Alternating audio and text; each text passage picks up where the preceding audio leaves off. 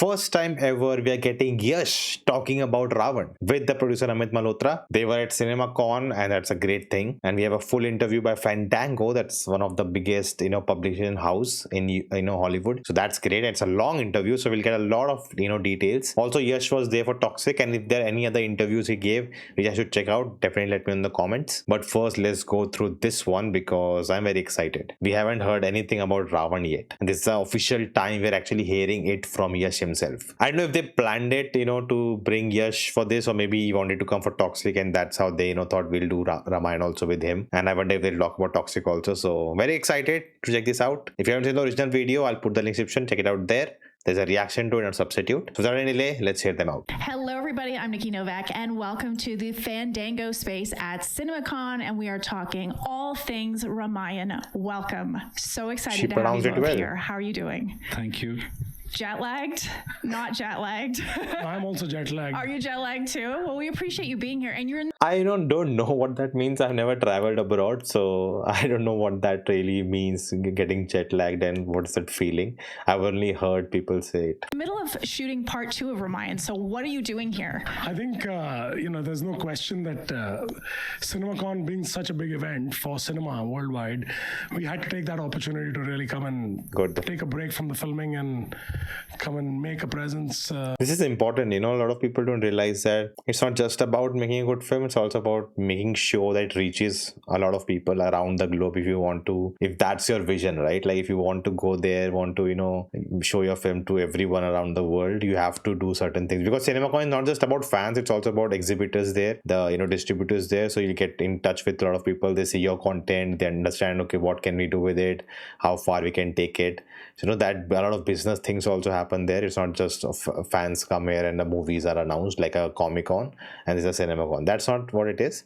It's also about other, business aspects also. So it's great that they did this. In front of the world. And you're doing that. You're already doing that. This is going to be, obviously, people in India are it's a highly anticipated film, but American audiences are going to see this as well that might not be familiar with the story of Ramayan.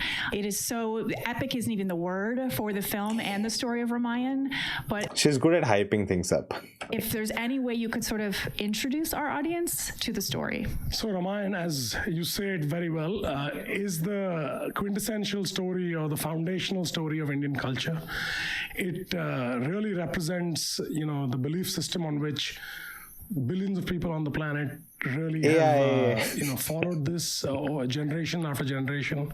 It's told in a manner that really is here to educate and inform society at large, and I think the characters which are we all believe as God, Lord Ram, Ravan, who's the reason why Lord Ram has to take birth and come and bring balance into the universe, are larger than life people to learn about. And it really is a perspective on how you see a timeless story like that sort of continues to inspire not just India or Indian cinema, but world cinema, because these stories, these characters are sort of represented in thousands of movies and folk tales over and over again, and has done so incredibly well.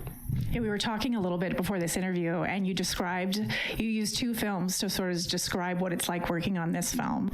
Yeah, I think for the Western audience, I always love to give the comparison of, it's like... Which a lot of people in India hate, that he's comparing and, saying, and that's why kind of ditching on the teaser or the glimpse we got. That is one of the reasons. I think it's nice to give a reference for people to understand what they're going for, I guess. But if you don't match that or come close to it, then a lot of people, will complain that why you are saying all these things.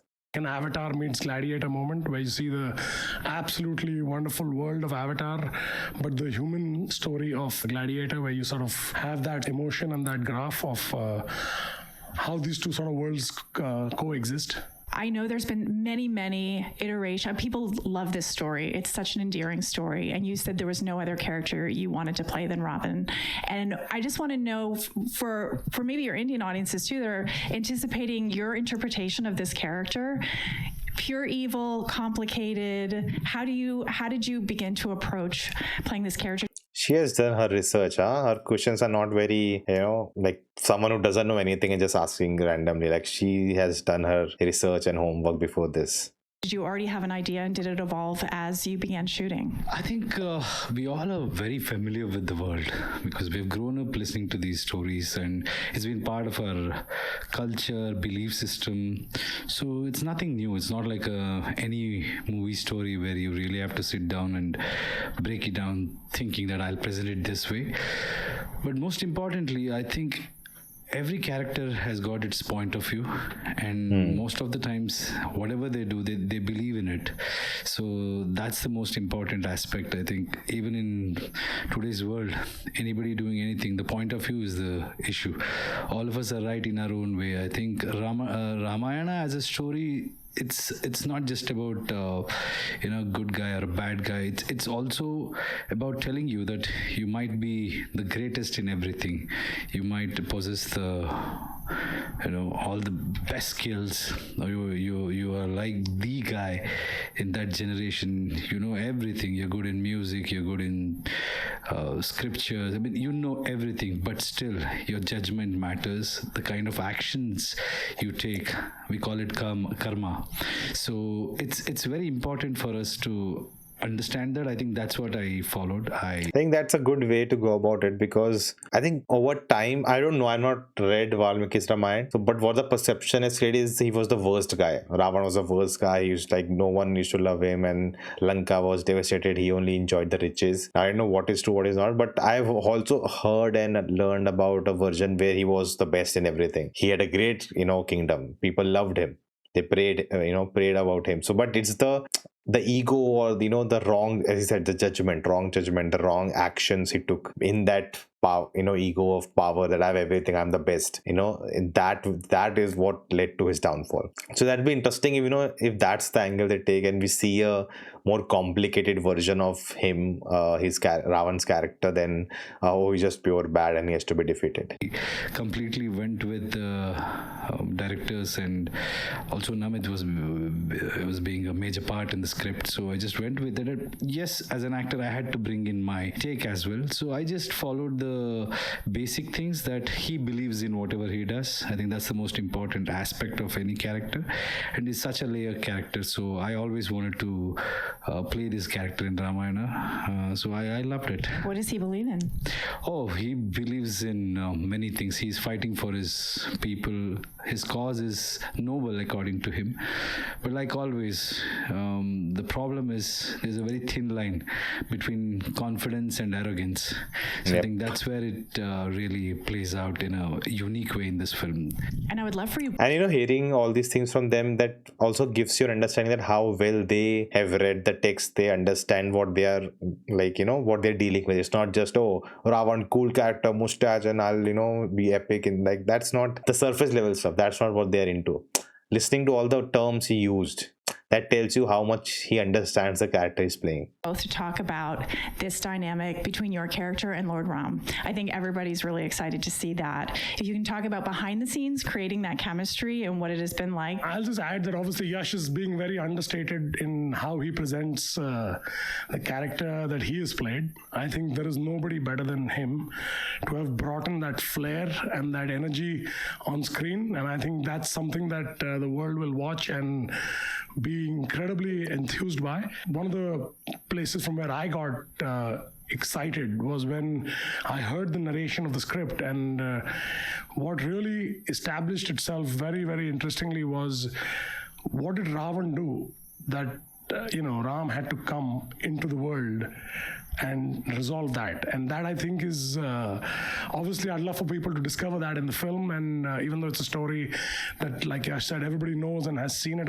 many, many times, but to see it visually, in that epic scale, epic visual treatment, to see it come unfold on the big screen, like I don't think, like except the anime, The Legend of Prince Ram, we have not seen anything like that on big screen. And I saw that film in theaters when it recently released, and it was great to watch it. But to watch it in live action with the actors performing and kind of in a way celebrating this story on that huge level, I think that there's no other way of celebrating a story then on a big screen, right? In our lives, what else in this world can you do, right? That's one way of celebrating stories, right? So that if that's not happened yet, this is the time to do it. He's played that character, and the way Ranbir has played Ram, I think will really be exciting for the world at large to really experience a very, very exciting way to sort of experience this epic. And what is your relationship like with Ranbir on set, and how did you two create that dynamic?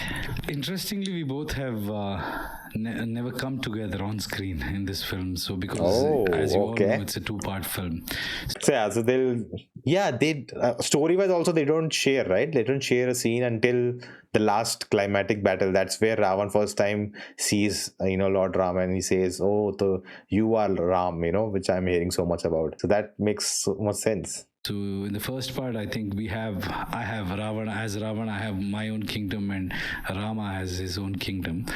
But we have met a couple of times, and he's such a fabulous actor, and I think it's mutual respect which has played out. And are they both same age? Let me find out. I think so, because people are comparing that Ranbir is almost 40 while you have casted it. So I'm consuming Ranbir is 40 years old. Let me check. 43. He's 43. So let's see how old is Yash. Whatever, 40. Yeah. So 3 years difference. And I'm guessing similar career also, like time they've spent. So maybe that's also very similar. Chemistry is like when you're out to do something phenomenal, and it's as ambitious as Ramayana. All of us have a single agenda to give our best to present this story. So I think our visions are aligned, and so the chemistry is not even an issue. We're enjoying. Ambition is a great word, because this is a very ambitious undertaking in terms of doing this as a two-parter.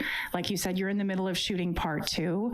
This is being shot for IMAX. Can you talk about, this is a big year for epic films. We have Dune 3, we have The Odyssey, your film.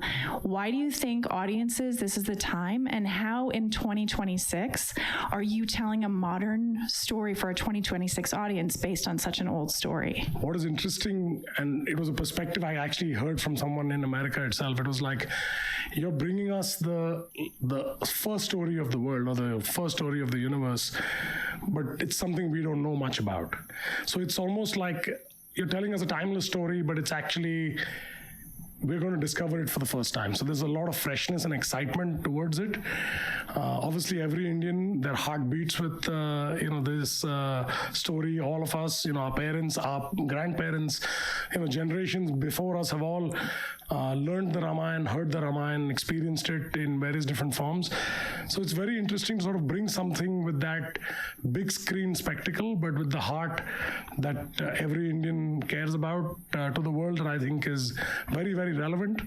The concept of the Ramayan, which really presents that point of view, I think is very timely in the world in which that we all live, which is fraught with so much conflict and so much divisiveness. I think some of these philosophies are very interesting in the way they are presented.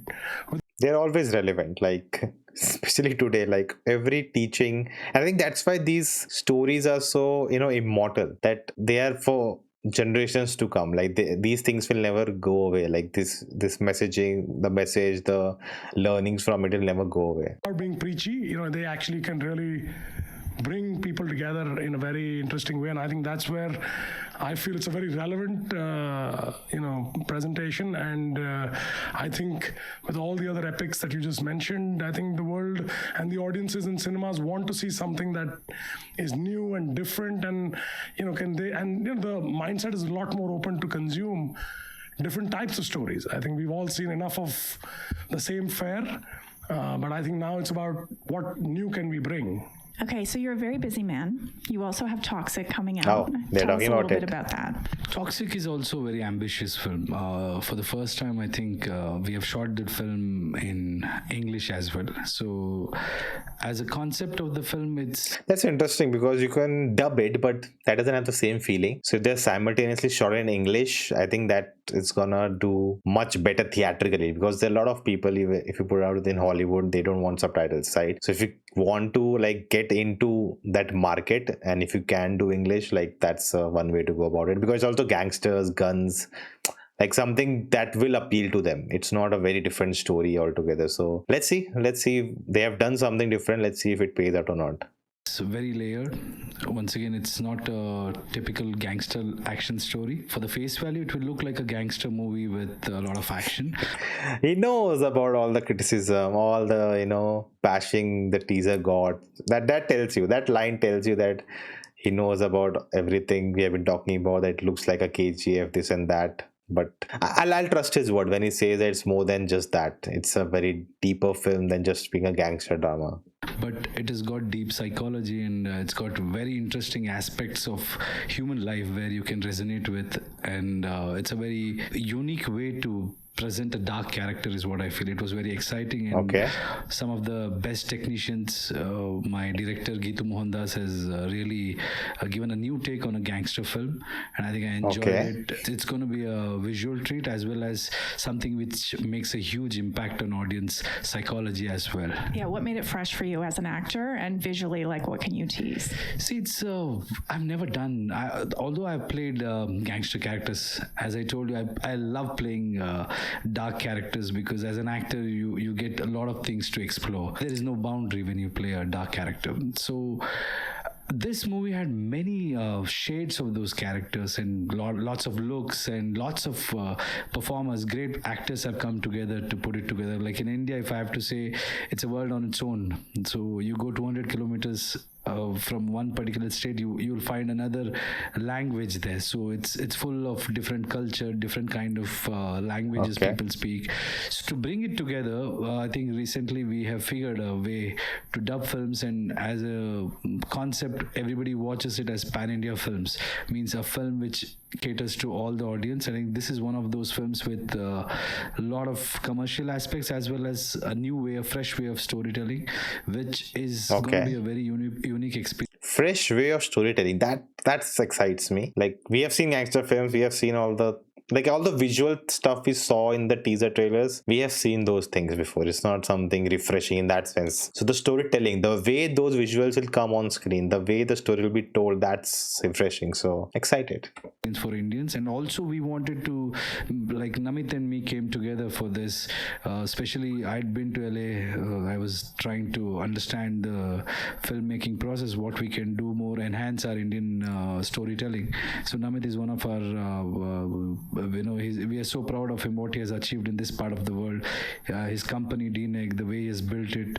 So I just wanted to take his company's advice, and wanted to put out something which is magnanimous and also great visual experience for good choice of words, man. Audience all over the world. So that's when we met, and then it turned into Ramayana. But I should tell you that Namit and DNEG has been a major part in Toxic as well. So the goal is same. The goal is always trying to enhance the storytelling of our continent, because it's high time the world has to come together. So how can we bridge both the worlds? Because the kind of number what Indian movies are making in India as well as outside India with the Indian diaspora, the Hollywood or the Western films are definitely not doing full potential in our country. So the idea is to say, how can we bridge these two worlds? How can we make cinema a global thing where everybody can explore the maximum out of it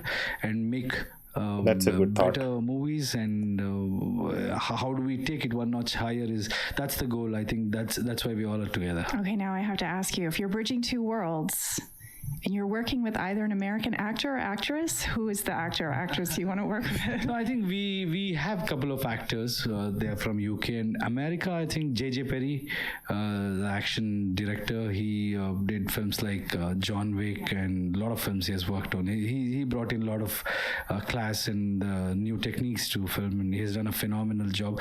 It's even in Ramayana, if you see, we have a lot of action directors from the West and American action directors. And see, the technology, we are exchanging technology, exchanging talent, exchanging our filmmaking skill and their filmmaking skill. Basically, if we can bring... That's a good thing, because this is also, because remember, they got these people from abroad. It's not that everyone has come from America. These people came, but all the assistants below them, all the people else, including they would have learned from them, and then they'll use that knowledge, that experience into making other Indian films. That's how knowledge and information is transferred, right? You want that experience they have in Hollywood, making such films for so long time, all the tricks they use to get things done. We will learn from those things and we'll make our films better. The two worlds together in terms of storytelling or even the other technical aspects. So I think we have a lot more to do in terms of cinema. I just want to end with we like to ask people when they go to the movies, because obviously you're both making films, but you grew up as film fans. When you go to the movies, where do you like to sit? Is there a spot? Do you like the front? Do you like the middle? Do you like the back row? And what do you snack on when you're in India? And what is the movie going experience like in India for American audiences that don't realize? So I think you have to experience it to know. Movie making is actually really interesting because of the way audience consume entertainment there.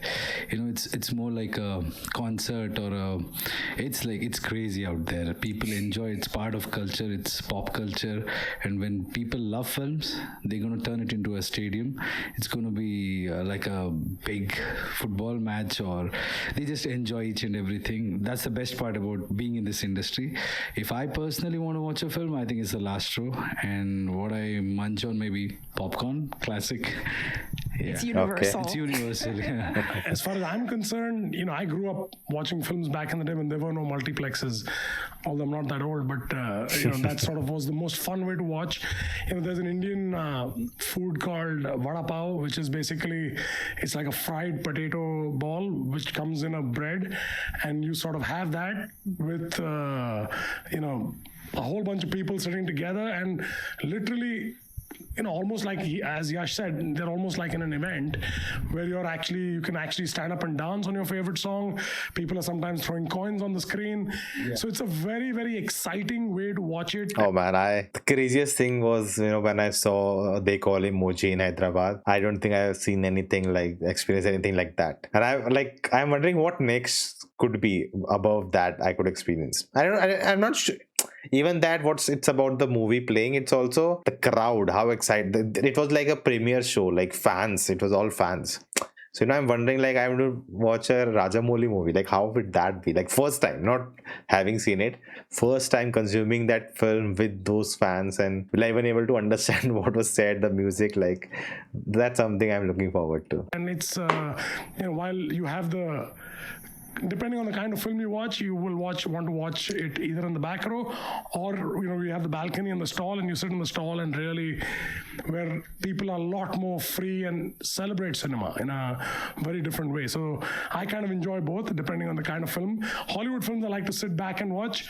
The Indian films I like to be part of that energy.